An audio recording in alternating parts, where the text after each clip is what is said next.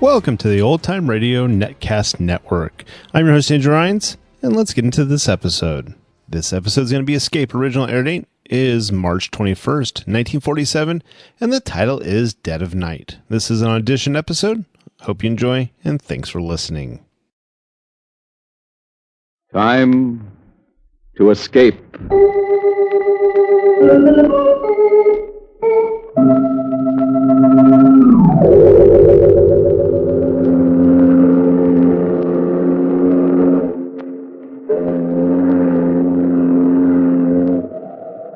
Escape from now, from here, from yourself.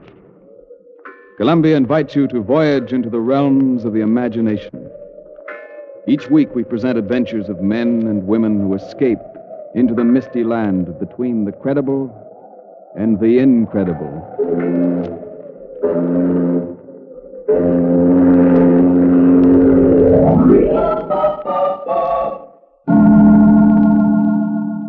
Tonight's story of escape tells of a dummy with a wooden head and wooden arms and even a wooden heart who served a master until one day this master heard him say, "I've had enough of you. I don't need you anymore."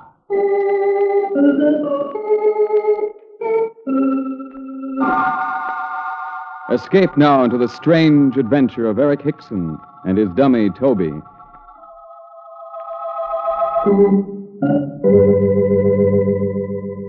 This is a story told backstage in many an English music hall and London cabaret when the performers are sitting around waiting to go on, or when they finish their evening show. Nobody ever knew very much about Eric Hickson, though many of the turns had played on bills with him. Mostly small-time acts, for it was only at the end of a long, difficult trail that Hickson reached the fashionable West End. It was the night after Hickson's opening at the Kit Kat Club. The act which preceded his was just finishing. But instead of taking his position in the wings, Hickson was still sitting in his dressing room. On his knee was his partner, Toby, a small wooden ventriloquist dummy with a painted face. I say, Hickson, what's holding you up? You're on in a minute. Are we? Of course you are. We've got a splendid house out there, and I want to introduce you. Wait, Bigelow. Well? We can't go on. What? We can't. It's quite impossible. What nonsense is this? You hear the dances are going on. It's You follow Toby, them. Bigelow. Toby. He refuses to talk. Toby, your dummy? Yes, I can't get a word out of him. Hickson, what is this? A rib? Certainly not. Well, you're a ventriloquist, aren't you? At least you were last night. Let the customers talk and hold hands. Huh? The stage is just as empty when we're on it. Toby. Hickson, what the devil are you up to? Go on, Bigelow. Get out there and tell them we're not appearing. So your dummy won't talk, won't he? It's the very first time he's spoken all evening, I swear it. Who'd want to say anything ever again after those reviews we got on our opening last night? He knows he's beyond his depth here, Bigelow. He's frightened. Stop this gagging. Of all nights when you should want to be particularly good, with Mel Baxter in the house. Mel Baxter, the American ventriloquist? Yes, the star of the American Wireless. And he married that gorgeous blonde in his last picture. Yes, she's with him at the table out there. What kind of nonsense am I talking to this dummy? Dummy yourself. Go on, big mouth. Get out there and introduce her. I want to see Mel Baxter.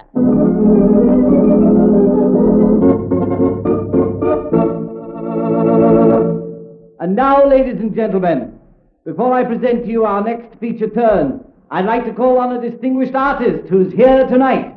You've all heard him on the American Wireless and seen him in the American cinema. Mel Baxter! Stand up, Mel. Stand up and enjoy that well-known Kit Kat hospitality. Ah, you very, very nice people. Thank you. Thank you. Always nice to visit London. And isn't that charming lady with you, Mrs. Baxter? That's right. Stand up and take a bow, baby. Hello, everybody. Thank you, Mrs. Baxter. Oh, Mel, did you bring your little pal, Muggsy Martin, along on this trip? No, I didn't. The little toothpick gets seasick. Oh, what a pity. Yeah, it is. He says every time he sees me, he gets seasick. Well, that gag's aged in the wood, but so's Muggsy. Well, I'm sure Mrs. Baxter is a much pleasanter burden on your knee, Mel. Thanks ever so much, and have fun. And now, ladies and gentlemen, I want to bring on an act that should make our American visitor feel lonesome for the missing Muggsy Martin. Our own British ventriloquist, Eric Hickson, and his talking timber, Toby! Well,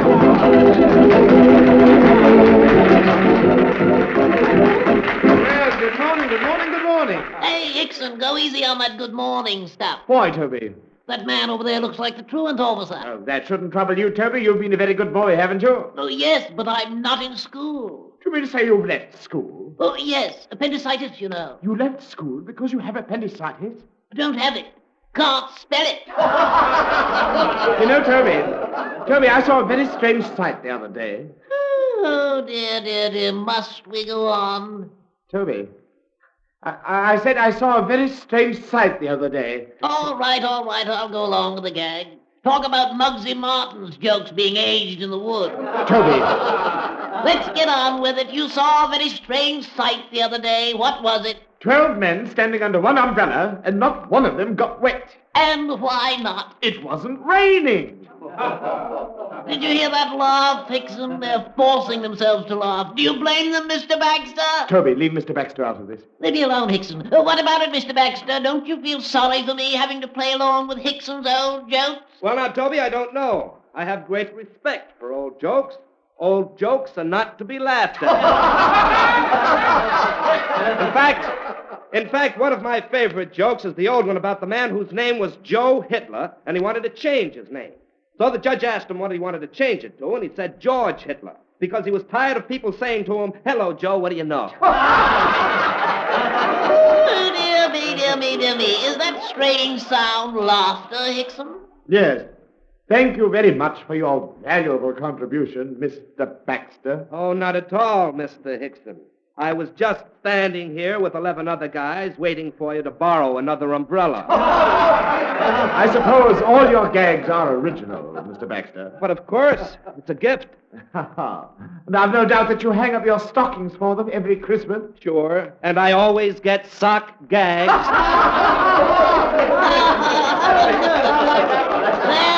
There, Hickson. You'll see what happens when you try to top a real comedian, and Mr. Baxter will go right on top of you for the rest of the night.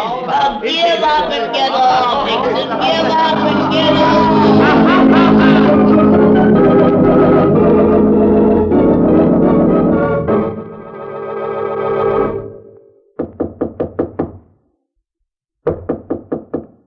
Anyone in there?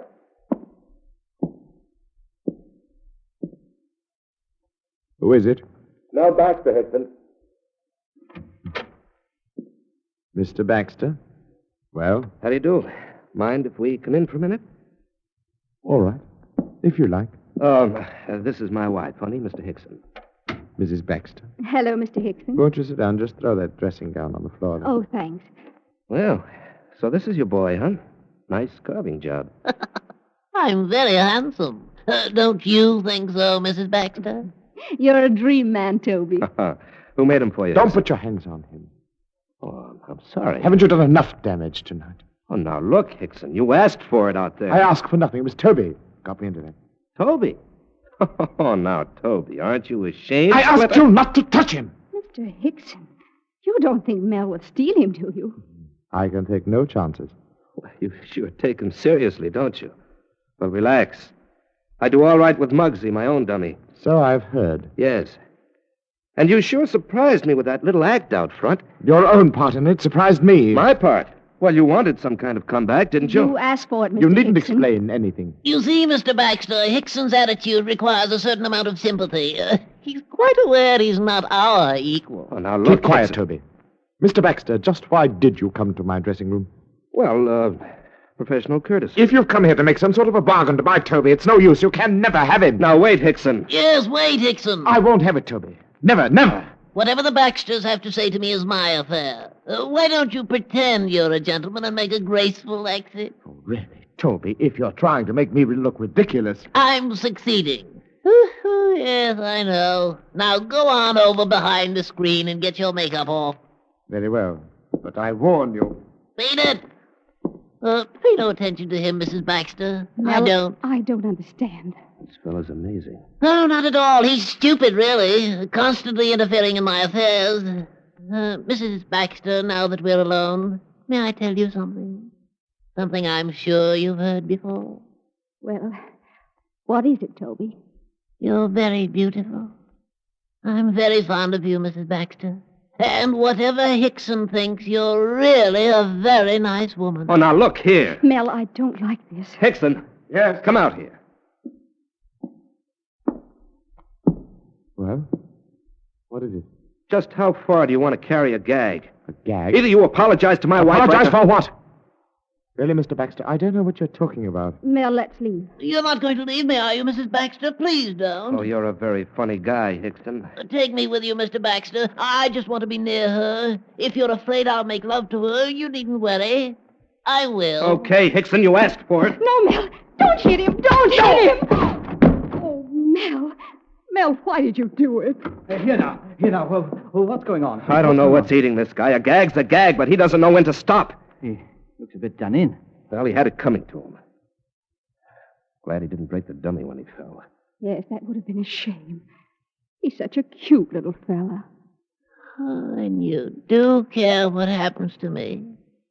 I love you, Mrs. Baxter. I love you.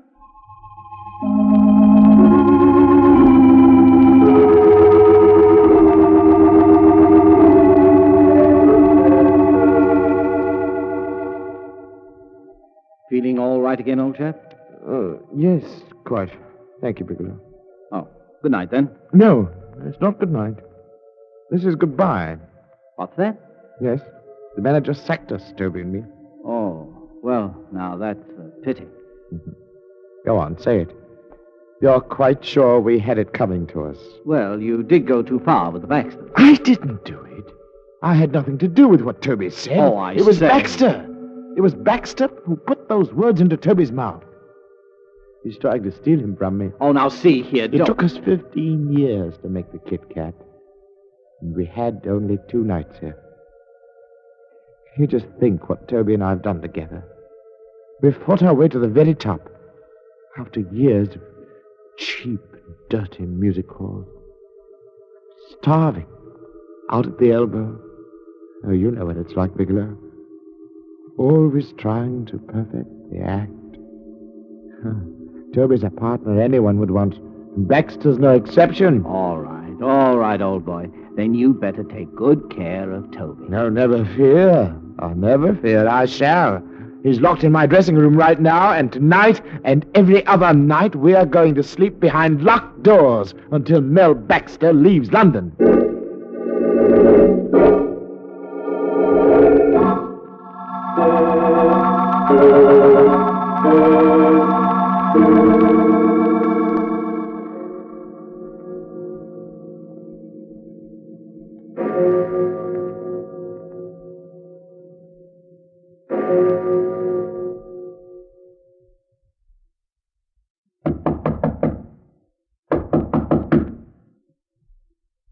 Who's there?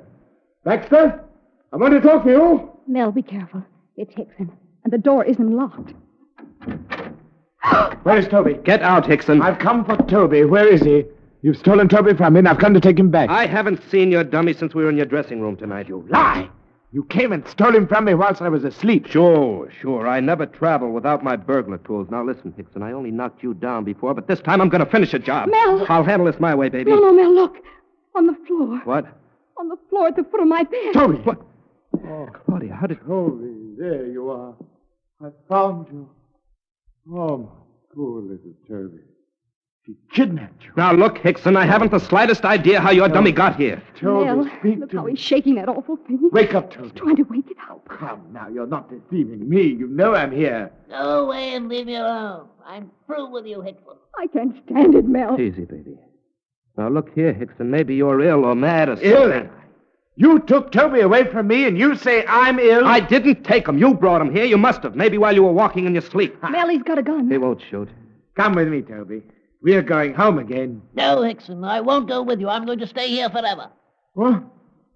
This is some trick. Baxter, you've influenced him against me. You're putting words into his mouth. Now, look, Hickson, will you relax? I tell you I had nothing to do with this. I couldn't have. Nothing to do with it. You're a devil, Baxter. You tried to steal Toby away from me, and now you're trying to drive me mad. Hickson, will you listen to reason? No! No, I won't listen to reason. I won't. Oh, no. Beastly man. Toby, Pick up this gun before he hits somebody with it, baby. I've got it, Mel. Say it's not Now, true. stay where you are, Hickson. What? Oh, no. Oh, no, I'll do nothing of the sort. You're insane. Hickson, you're the one who's sick. I'm trying to help you. Help me! You're trying to take Toby away from me. Look, will you let me get a doctor for him? No! You fool! You'll never get Toby away from me. I'll take him where you'll never see him again. Never! Hickson! Claudia, that man's desperately ill. We've got to get a doctor.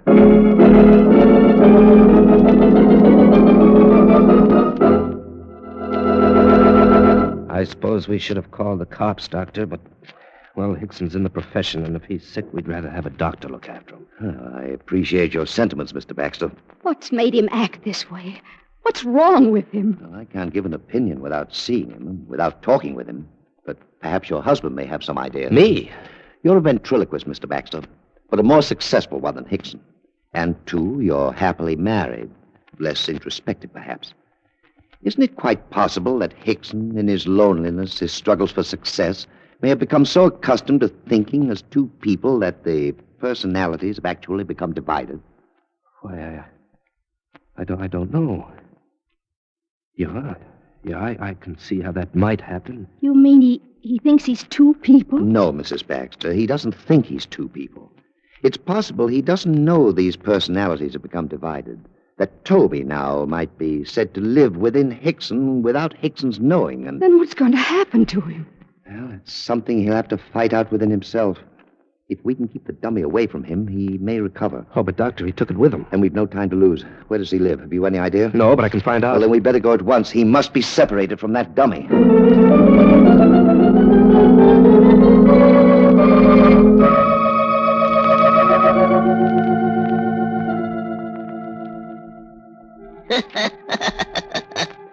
Oh, here you are, Hickson, right back where you started. Be quiet, you fool. Be quiet. You can't keep me quiet. You never could. Where would you have been if I'd kept quiet? How can you be so ungrateful? I made you what you are. You made me. Until I came along, you were very small time, Hickson. Very small time. You've forgotten that you're nothing but a lifeless, useless stick of wood without me. A lifeless, useless stick of wood, am I? It was I she liked, not you. It was I Mrs. Baxter spoke kindly to. It was I she smiled at, not you. But you wouldn't even be here without me. A lifeless, useless stick of wood. You couldn't even get up the nerve to kill Baxter tonight. Kill him? Yeah. Yes, that's it. You wanted me to kill him. Why didn't you kill him? Then she could have belonged to me. I could be with her forever. Oh, you fool. You know that's impossible. You're just saying that. You're jealous. Jealous. Jealous. Toby, please. Don't say these things. It's the truth. You're a weakling, a coward. Toby, I beg you. You mean nothing to me anymore, Hickson. You're weak. No, I'm not. You monster. Oh, more than the mind can bear. I can't stand it. I've got to get rid of you. I'll kill you. I'll destroy you. Hickson, take your hands off me. I'm through with you. Take your hands off me. No, I'll kill you. You vulgar little beast. Hickson, stop. Die, you monster. Break your head. Filthy piece of... God. No. Now, talk back. You little monster. You died, you hear? Now tell me I'm weak. You can't kill me, Hickson. No matter how you try, you can't kill me. You're still a failure. I'll show you who's a failure.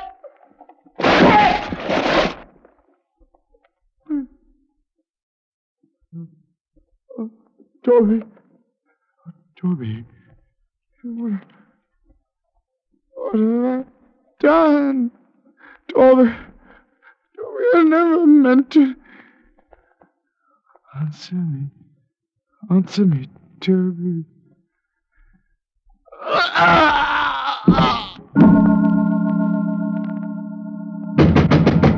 Hickson! Hickson, are you in there? Don't wait, Mel. Try the door. Oh, there we are. I'll go first. Okay. There he is, Doctor. Mel, we're too late. Now, easy now. Perhaps he's only fainted. Doctor, look. The dummy. Smashed to bits. I can't believe it's real. Easy, honey. Take it easy. Hickson's breathing. He's just out for a minute. Oh, Mel. What'll happen when he comes to? And he realizes what he's done to Toby. Oh, how are you, Hickson? Steady now. You're coming around all right. You see, honey, he's all right. He's opening his eyes. No, don't try to sit up, Hickson. No. Just lie back and be still for a moment. He's looking for Toby. Yeah, when he sees him. No. Don't try to sit up, Hickson. Your dummy's a bit cracked up, but I guess he can be fixed. Fixed, eh? He said he'd kill me. But I told him he couldn't. Mel. Doctor, it's Hickson speaking in Toby's voice. He said he'd kill me. As if he could, Mr. Baxter. Doctor, what about Hickson? Hickson himself. I've never seen anything like this. Oh, Hickson, speak up, man. Quick, Baxter, put that dummy together again. Well, he's pretty badly smashed. I don't care. Hold him together if you have to. I'll do what I can. What good will it do, Doctor? It's our one chance to help this man. See, Hickson? Here's Toby. See, he's all right. Here he is. Hickson won't appreciate what you're doing, Mr. Baxter.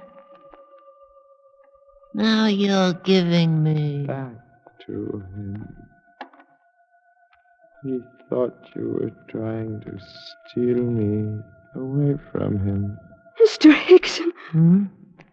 Oh. Yeah, it's you, Mrs. Baxter. Toby, what's happened to you? Oh, you and Toby both had a little accident, Mr. Hickson. Baxter! Mr. Baxter had nothing to do with it. He and Mrs. Baxter are your friends. They were worried about you. They called me. I'm a doctor. Oh, I see. I'm very grateful. Thank you. Thank you awfully. Well, we told the doctor how Toby'd been acting up this evening. Oh, yes. Now I remember. Yes, you were a very bad boy, Toby. You said so many things that I didn't put into your mouth. You can't go on like this, you know. If the act's to succeed. You ruined us tonight, Toby. It's going to be a long, hard fight to get back. I'm not really angry with you, Hickson. I'm glad. We are dependent on each other, Toby. You know that. Promise me you'll behave from now on. Promise you won't say anything I don't put into your mouth. I promise. But still, I can have my own ideas.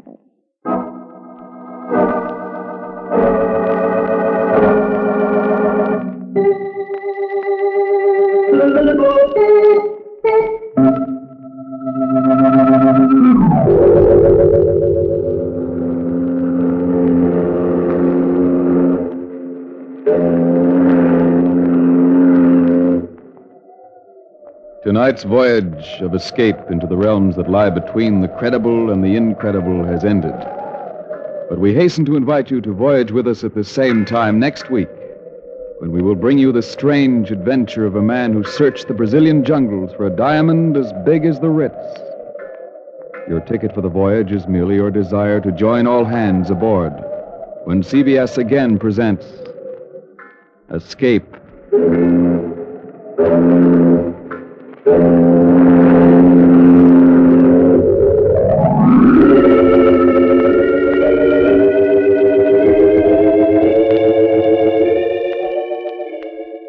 Dead of Night was adapted by the CBS Division of Program Writing from the Universal Motion Picture. Barry Kroeger appeared as Eric Hickson, Art Carney as Toby the Dummy. Escape is a CBS feature production directed by John Mosman. This is CBS, the Columbia Broadcasting System.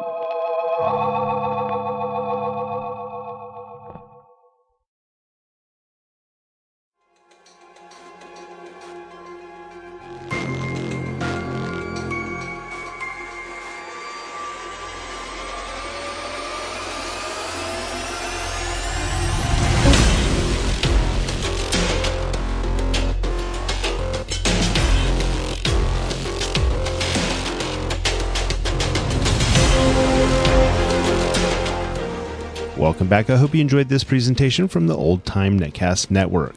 For more great shows, go to otnetcast.com. Don't forget to like and rate this episode in your favorite podcatching client. Follow this show on Facebook by going to otnetcast.com/Facebook.